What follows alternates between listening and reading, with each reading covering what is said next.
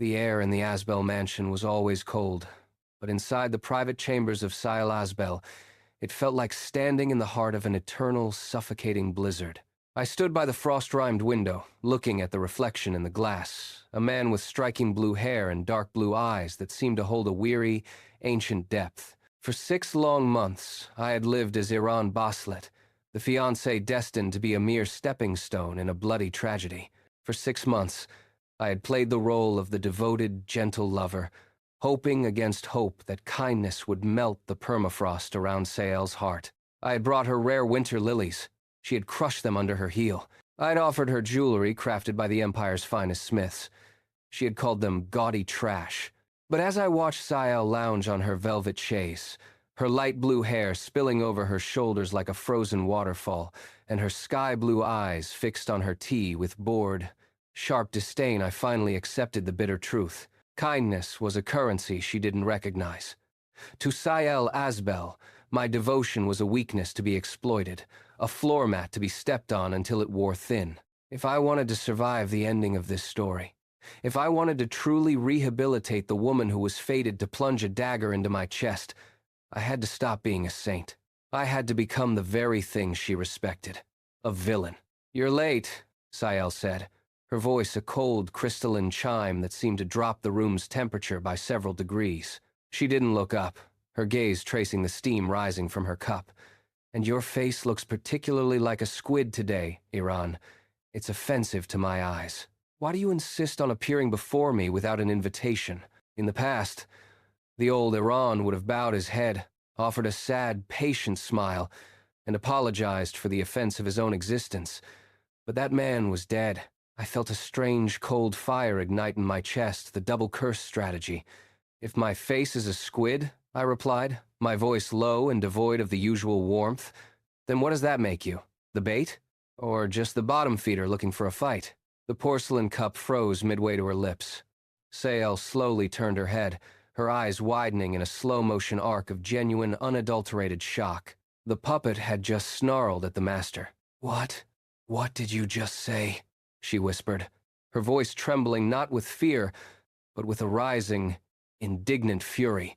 I didn't back down.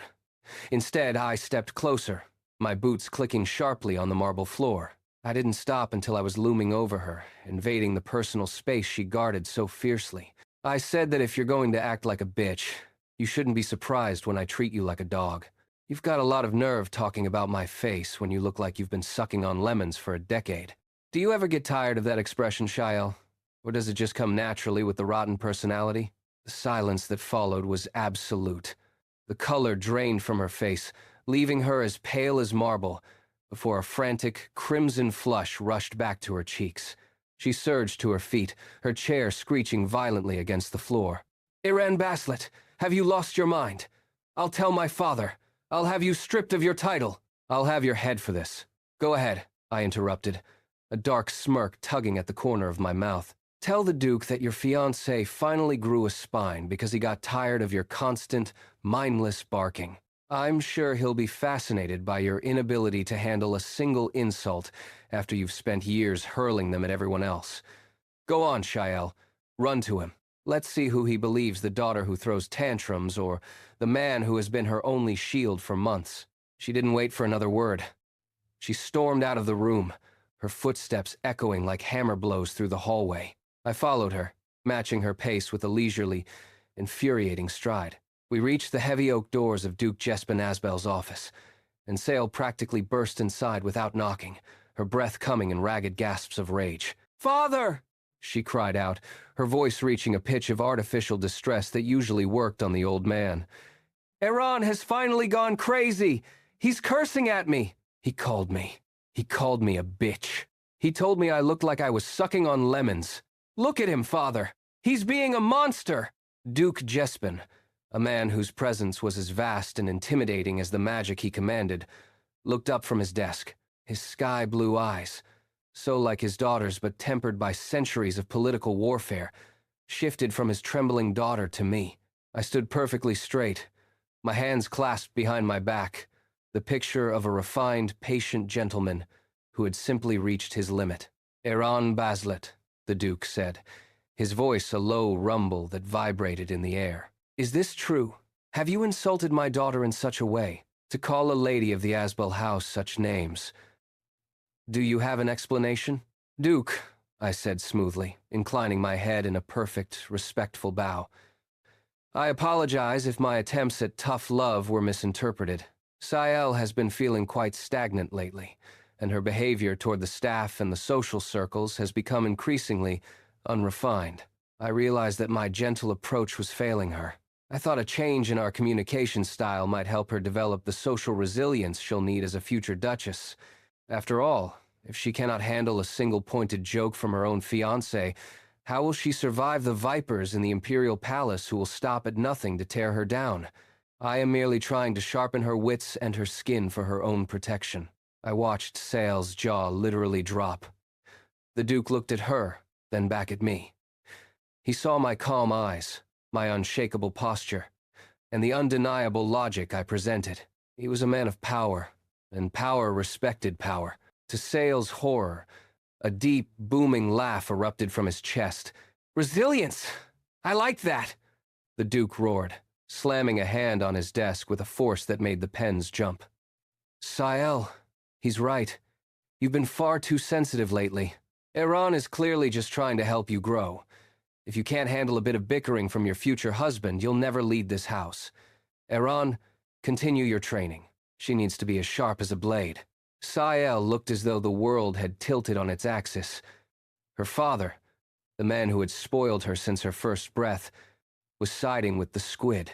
As we walked back to her quarters, she rounded on me in the hallway, her face twisted in a scowl. You're a dog," she hissed, her voice shaking with a mix of fury and something that looked suspiciously like burgeoning doubt. "Thank you for the compliment," I laughed, the sound echoing in the empty corridor. "A bitch like a dog and a dog like me, what a fitting pair we make. Perhaps we should practice our barking together later, Shael. It might help your resilience."